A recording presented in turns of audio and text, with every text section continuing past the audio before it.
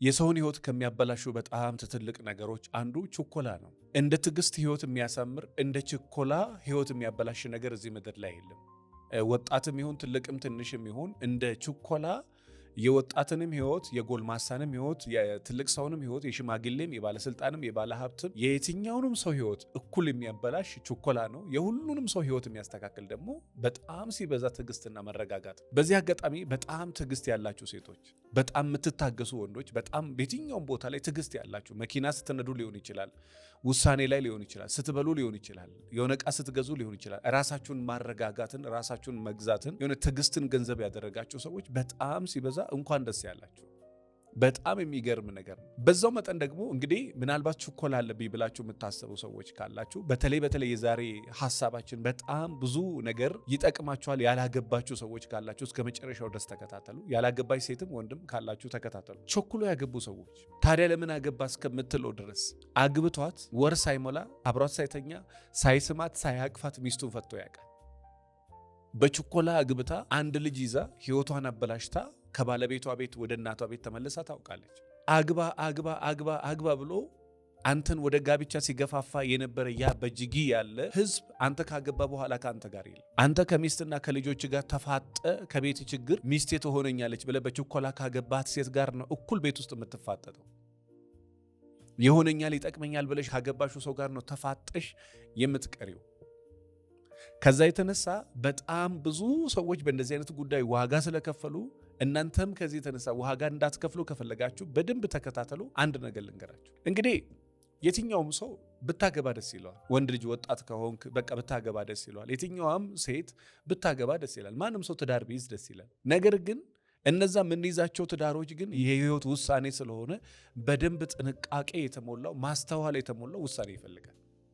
በጣም ጥበብ የሞላበት፣ በጣም ማስተዋል ያለበት፣ በጣም ጥበብ ያለበት፣ በጣም ሲበዛ ስማርትነት ያለበት፣ በጣም ሲበዛ የእግዚአብሔር ፈቃድ ያለበት ውሳኔ መወሰን መቻል አለበት። እናቱን ለማስደሰት ብሎ አግብቶ እናቱ ሞታ እሱ ፈቶ ያውቃል።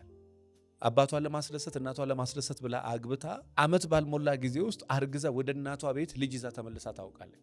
የቸኮለ ጅብ የሚበላውን ስጋ ትቶ የማይበላውን ቀንድ ይነክሳል ይባላል። ቀንድ ነክሶ ብቻ አይቀርም። በሬውም የአቅሙን ራሱን ለማዳን ሲንቀሳቀስ ጥርሱን ያወልቀዋል ወይ መንጋጋውን ይቀደዋል አይነት ነገር። እበላለሁ ብሎ ተበልቶ ይመለሳል እንደማለት ነው። ዞሮ የዛሬ ሐሳቤ ምንድነው? ብታገባ ደስ ይላል፣ ብታገቢ ደስ ይላል። ነገር ግን ጋብቻ እግዚአብሔር ሲፈቅድልሽ ነው። ትዳር እግዚአብሔር ሲፈቅድልህ የምትገባበት ነው። ይሄ ማንም የሚያውቀው ግን ሁል ጊዜ የሚዘነጋ ነገር ነው። ሰዎች እነሱ ባሉ ጊዜ እንድታገባ እነሱ ባሉ ጊዜ እንዲወልድ በቃ ይሄ የተለመደ ባህል ስላለን ኦፍኮርስ ልጅ በልጅነት ነው። ገንዘብ በ20 ዓመት ልብ በ40 ዓመት ይባላል። ልጅም መውለድ ያለብህ በልጅነት ነው። በጊዜ መውለድ አለብኝ ብለህ ግን በ30 ዓመት በ40 ዓመት የምትፈታው ትዳር ይኖራል አይደለም።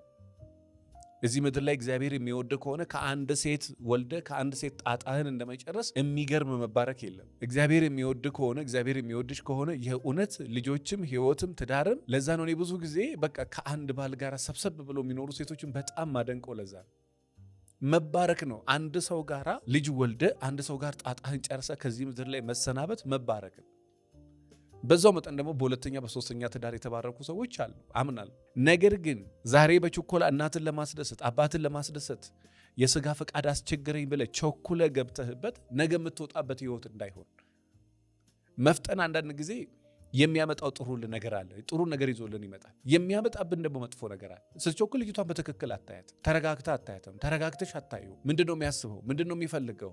ምንድነው አስተዳደጉ? ምንድነው ፊት ለፊት ያለው ነገር? በታሪክ ነው ማታይ፣ ጀርባውን አታጠኝ። እኔ ከጠቀማችሁ የዛሬ ስንት ዓመት አንድ ልጅ ልንጋባ ደርሰን አስታውሳለሁ። ከአዲስ አበባ ሀገሩን አልነግራችሁም ለልጅቷም ደህንነት ሲባል 150 ኪሎ ሜትር መኪና ነድቼ ይዤ አውቃለሁ። ብዙ ጊዜ የዲስታንስ ነገር ነበረና 150 ኪሎ ሜትር ነድቼ ልጅቷን ልክ ላልሆን ይችላለሁ በጀርባ እስኪ እውነታው እሱ ነው እንዴ ብዬ ትንሽ በጣም የተጋነነ ላይ ወጣ። በቃ አንተ ልክ ነህ በቃ ብቻ ብዙ አይነት ነገር አይቼ ስለነበረ 150 ኪሎ ሜትር በጣም ረብሻ በነበረበት ደስ በማይል አየር ላሁን በጣም በሚያስፈራ ዝናብ ከአዲስ አበባ 150 ኪሎ ሜትር ነድቼ ሲል ዝናብ ነበር።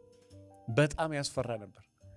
እና ይገርማችኋል እዛ ሄጄ እኔ ለ78 ወር ስሰማው የነበረው ነገርና እዛ ሄጄ ያየሁት ነገር ኮምፕሊትሊ በጣም የተለያየ። አጋጣሚ የእሷ አባት የሚታወቅ ትልቅ ቦታ ላይ የሚሰራ ሰው ነበር እና የእንትና ልጅ ብዬ 1-3-4 ቦታ ላይ ገብቼ ጸጉር እየተሰራው የሆነ ቁርስ ነገር እየበላው ምናምን እያልኩ ለማጣራት ሞክር እና እንዴ አረ ተረጋጋ ፕሊስ አይመስለኝም እንግዲህ ሙሽራ በቅርብ ከዚህ ሀገር ልወስድ ነው እንደውም እንዲህ አይነት ነገር ብዬ እንዳትናገሪ ብዬ በሚስጥር ነው። ግን በኋላ የሰማሁት ነገር በጣም የሚያስደነግጥ ነበር እና እስኪ ግድልሽም እኔ ማግባቱን አልተውም መዋሸት በጣም ነው የሚያስጠላውና እስኪ እውነታውን ነገሪ ምንም ከነገርኩ ውጪ እውነት የለም ብላ ማለች ካደች። ከዛ በኋላ የማቀውን እውነት ነገርኳት። ከዛ በኋላ አዎ በእርግጥ እሱ እንዲሆኑ ምናምን ነገር መጣ። ያ ነገር በዛ ቆም። አስበው አንተ ድንግል ነኝ ያለች ሴት ከጋብቻ በኋላ ድንግል አለመሆኗን ስታቅ በጣም ጨዋ ነኝ በህይወቴ ማንም የለም አንድ ወንድ ብቻ ነበረ ሌላ ግን ማንም የለም ያለች ሴት 100 ወንድ በህይወቷ ሲኖር አንድ ሰው ነው ማቀው ያለች ሴት 100 ወንድ አውቃ ስታገኛት ምን ይሰማል? እኔ ማቃት አንድ ሴት ነው የዛሬ ዓመት ነው የተቋረጠው ከዛሬ ዓመት ወደዚህ ምንም ሴክሹዋል ነገር ውስጥ አልገባውም እኔ በቃ ድንግል ነኝ ብሎ የማለው ሰውዬ በቀን 4 ሴት የማትበቃው ሰው ሆኖ ቁጭ ሲል ምን ይሰማሻል? በጣም ከተረጋጋ እኔ በኦሮሚያ የሚወደውን ተረት ልንገራቸው። ኦብሳን አናን ጎረምሳ ዱጋ ይላል ኦሮሞ ሲተረት። እንግዲህ እናንተ በደንብ ፍቱልኝ። በጣም ትዕግስተኛ ሰው የጊደር ወተት ነው ጎረምሳ ምን እንደሆነ አላቅም። ኦብሳን አናን ጎረምሳ ዱጋ ይላልና ምን አይነት ላም እንደሆነች አላቅም። አይ ቲንክ ወተቷ ይጣፍጣል ይመስለኛል። በጣም ትዕግስተኛ ሰው የዛችን ጊደር ነው የዛችን ላም ወተት ይጠጣል። ትዕግስተኛ ሰው ይባላል። የቸኮሉ ሰዎች እኔ በዚህ ቢሮዬም በ5 ዓመት 6 ዓመት ውስጥ በጣም ብዙ ነገር አይቻለሁ።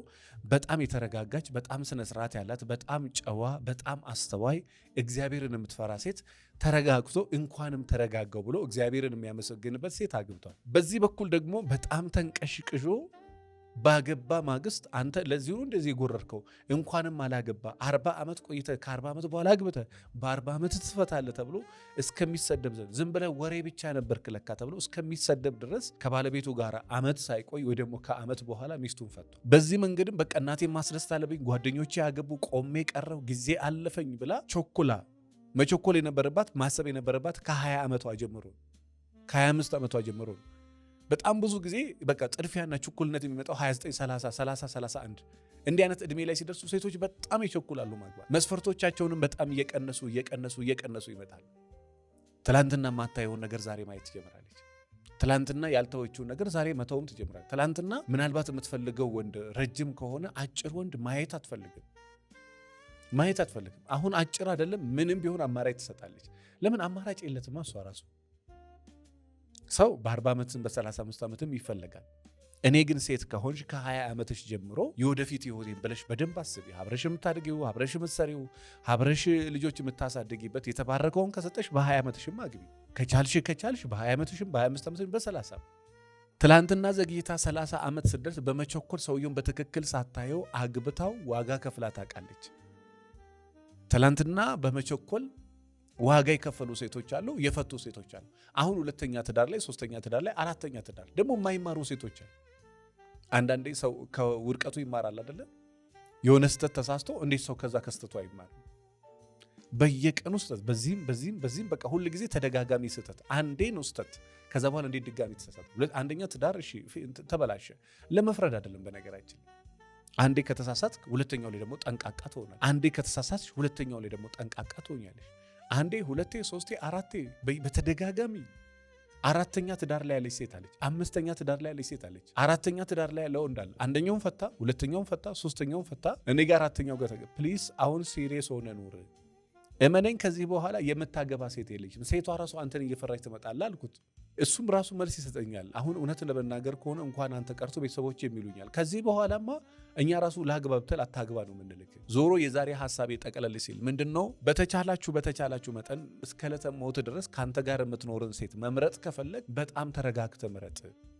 እስከዛሬ ዘገየ ይሆናል ከዚህ በኋላ አትዘገይም። ስለዚህ በደንብ ተረጋጋና ህይወት የምትሆነኝን ክብር የምትሆነኝን የእውነት የምታስፈልገኝ የምትጠቅመኝን አንተ የምትፈልጋት አለች አይምሮ ውስጥ የተቀመጠች ያቺ ሴት አለች። ያቺን ሴት በነገራችን ላይ እሷን የምትመስል ሴት ስታገኝ ጨዋ ትመስልሃለች፣ በጣም ስማርት ትመስላለች፣ ታማኝ ትመስላለች፣ ቅን ትመስልሃለች። የሌላትን ባህሪ ትሰጣታለህ። ለምን? አንተ ያቺን ሴት በአይምሮ ውስጥ የሳልካት እንደዛ አድርገህ ነው። ከዛ ልጅቷ በገሃዱ ዓለም ውሸታም፣ አስመሳይ፣ ነገረኛ፣ ገንዘብ የምትደብቅ ማጋጭ ሆና ስታገኝ በቃ አደገኛ ለመግባባት በአይምሮሽ ውስጥ የሳልሽው ወንድ አለ። ከዛ ትንሽ የሚቀራረብ ወንድ ካገኘሽ ከዛ በኋላ ፐርፌክት አድርገሽ ትሰሪያለሽ። ከዛ በኋላ ሰውየው መውጣት አይችልም፣ መግባት አይችልም፣ መናገር አይችልም። ለምን? በአይምሮሽ ውስጥ የሳልሽው ወንድ አለ። ስለዚህ እኔ ለወደፊት ጥሩ ህይወት መኖር ከፈለጋችሁ ተረጋግታችሁ አግቡ። ተረጋግታችሁ አግቡ ማለት ምን ማለት ነው? ረጅም ዓመት ቆይ፣ ረጅም እሱ አይደለም ነጥቤ። ተረጋግታችሁ አግቡ ማለት የፈለገ ብትቸኩል የምታገባትን ሴት በትክክል ማየት አለብን ነው። የፈለገ ብትቸኩል ማየት አለብን፣ የምታገባትን ሴት በትክክል ማየት አለብን ነው። የፈለገ ብትቸኩይ ሰውየውን በትክክል ማየት አለብን። ሰውየውን አይተሽ ይሆናል ወይ ሰው እንደዚህ ታይቶም የሆነው አይደለም።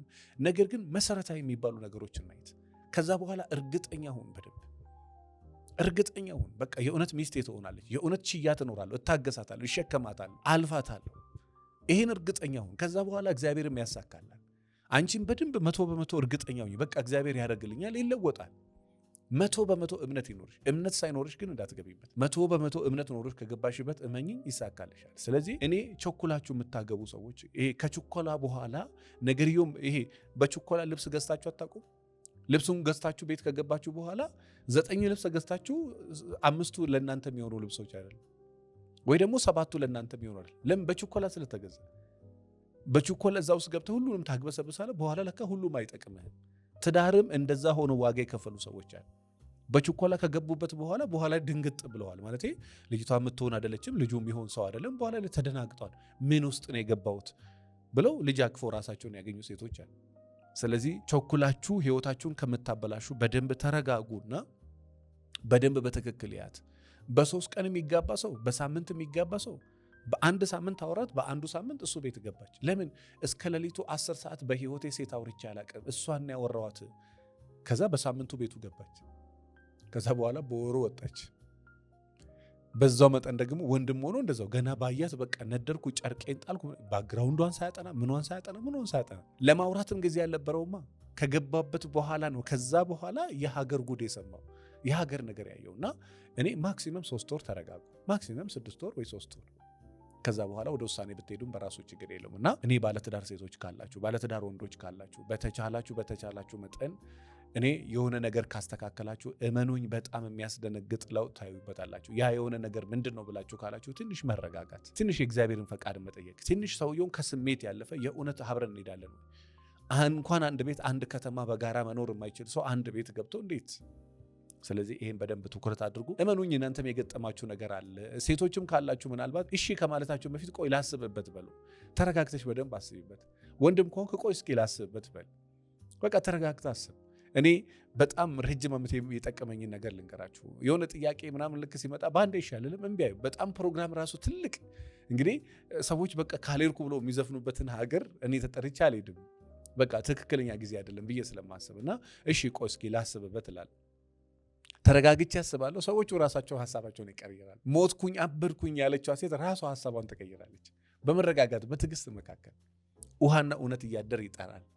እሷ በደንብ እንድትጠራል የምትፈልግ ከሆነ ተረጋጋ። በደንብ እንዲጠራልሽ ከፈለግሽ ተረጋጊ ለማለት እወዳለሁ። በዚህ ጉዳይ ላይ እስኪ ሐሳብ አስተያየት ካላችሁ ኮሜንት ላይ አስቀምጡኝ። አንቺ ምን ገጥሞሽ ያውቃል? አንተ ምን ገጥሞሽ ያውቃል? ከዛ በተረፈ ደግሞ ያላገባችሁ ወጣት ወንዶችና ሴቶች ካላችሁ ከሐምሌ 3 እስከ ሐምሌ 10 ለተከታታይ 7 ቀን የሚቆይ ልዩ ስልጠና አዘጋጅተንላችኋል። እመነኝ ሚስት መፈለግ ብቻ ሳይሆን ከሚስት በፊት የሚቀድሙትን ነገሮች በጋራ ትማርበታለህ ወይ ደግሞ ትማሪበታለሽ። በህይወትሽ ትልቅ ቁም ነገሮችን ታገኝበታለሽ። እንዲሁ ደግሞ ባለትዳሮች ካላችሁ ይሄ ጭቅጭቅ የደከማችሁ ባልና ሚስቶች፣ ሌሎቻችሁ እንደው መቆሳሰል ዝም ብሎ የሚፈልጉ ባልና ሚስቶች አሉ። ወጣ ብሎ መፍትሄ የማይፈልጉ እኔ ወጣ ብዬ መፍትሄ መፈለግ እፈልጋለሁ፣ ትዳሬን ማስተካከል እፈልጋለሁ ምትሉ ነገር የሰለቻችሁ፣ እልህ የሰለቻችሁ፣ ጭቅጭቅ የሰለቻችሁ፣ መሰዳደብ የሰለቻችሁ፣ መኮራረፍ የሰለቻችሁ፣ ቤታችሁን ደግሞ ሰላም ኖሮ ራሱ ሰላማችሁን ማሳደግ የምትፈልጉ፣ ፍቅራችሁን ማሳደግ የምትፈልጉ ባልና ሚስቶች ካላችሁ ከሐምሌ 3 አንስቶ እስከ ሐምሌ 10 ለ1 ወር የሚቆይ ኦንላይን ስልጠና ነው። ክፍለ ሀገርም ውጭ ሀገርም አረብ ሀገርም ያላችሁ ሰዎች ደውላችሁ ተመዝገቡ። በጣም ጥቂት ሰዎች ነው የምንፈልገው። ሁለተኛ ዙር ስልጠና ነው። 09774050 ላይ ደውላችሁ ተመዝገቡ። አመሰግናለሁ።